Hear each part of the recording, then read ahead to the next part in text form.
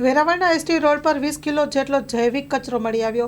જાગૃત નાગરિકે તંત્રને જાણ કરી અને તંત્ર દોડતું થયું। વેરાવળના એસટી રોડ પર જૈવિક કચરો ઠાલવવામાં આવ્યો હોવાની જાણ કલેક્ટર કચેરીથી થતાં નાયબ મામલતદાર, તાલુકા હેલ્થ ઓફિસર, પાલિકાનો સ્ટાફ દોડી આવ્યો હતો। સ્થળ પર પહોંચ્યા તો સિરિન સેટ, ઇન્જેક્શન, આઈસ પેક સહિતની અંદાજે 20 થી 25 કિલો જેટલો જૈવિક કચરો મળી આવતા તંત્રએ તપાસ હાથ ધરી। Story report by Parag Shanktani, Gir Somnath. Doctor AB Chaudhary, taluka health officer, Veraval. Sir, આજે કઈ જગ્યાએ ઉભા છો, શું છે સમગ્ર વિગતો? જૈવિક કચરો આટલી મોટી માત્રામાં મળી આવ્યો છે, શું છે પરિસ્થિતિ? ये डॉक्टर बीके वारट के बाजू में है कचरा, कोने फेंक दिया है कोई खबर नहीं। એટલે हम पूरा टीम के साथ हमने આવ્યા છે, કચરો કલેક્શન કરીએ છીએ, પછી એના લિસ્ટ બી બનાવીએ છીએ, પછી બાયોમેડિકલ વેસ્ટ કચરો એના મોકલાવશું અને આજુબાજુ જે છે હોસ્પિટલના નોટિસ આપશું। સર, તમને આ કચરાની કઈ રીતે જાણ થઈ? હે, તમને કચરાની કઈ રીતે જાણ થઈ? મારે મામલતદાર ઓફિસમાં તો ફોન આવ્યો। શું ફોન આવ્યો? वो बताया कि यहाँ पर कचरो कोई फेंका है, झड़प से આવી જાઓ। હાલની પરિસ્થિતિમાં કેટલો કચરો દેખાય એવો છે?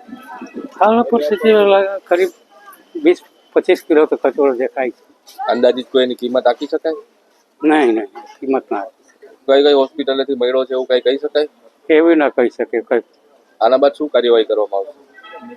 हालांकि बात हम लोग तो भाई कचरा मिला है ना, पहले तो हमारे जो अधिकारी है जिला में वहाँ पहले जान करशू અને પછી આજુબાજુ હોસ્પિટલ વાળા કે નોટિસ આપશું। ખાસ કરીને બાયોમેડિકલ વેસ્ટને લઈને આરોગ્ય વિભાગ દ્વારા અનેક વખત હોસ્પિટલોને જણાવવામાં પણ આવ્યું છે, પણ હજુ પણ ઘણી હોસ્પિટલ આ બધું મેન્ટેન નથી કરતી।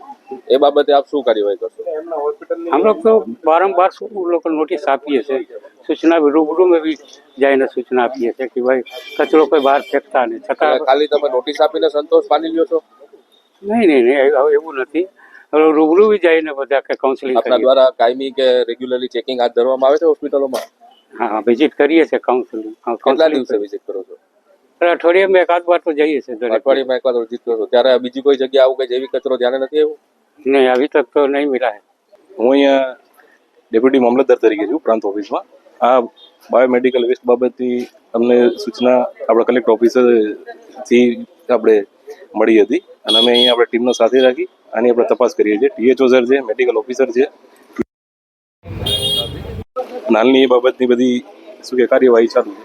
સર, હાલ કયા કયા સ્ટાફ અહીંયા હાજર છે અને શું અહીંયા આપણે નગરપાલિકા વેરાવળ છે, પછી અમે આપણે છીએ કલેક્ટર ઓફિસમાંથી છીએ, મેડિકલ ઓફિસર છે, ટીએચઓ સાહેબ છે, અને આ બાબતની અત્યારે આ મેડિકલ વેસ્ટ કોને નાખ્યો અને કઈ હોસ્પિટલમાં અથવા કોના તરફથી આવે છે એ બાબતની તપાસ અત્યારે ચાલુ છે અને એ બાબતની કાર્યવાહી કરીએ।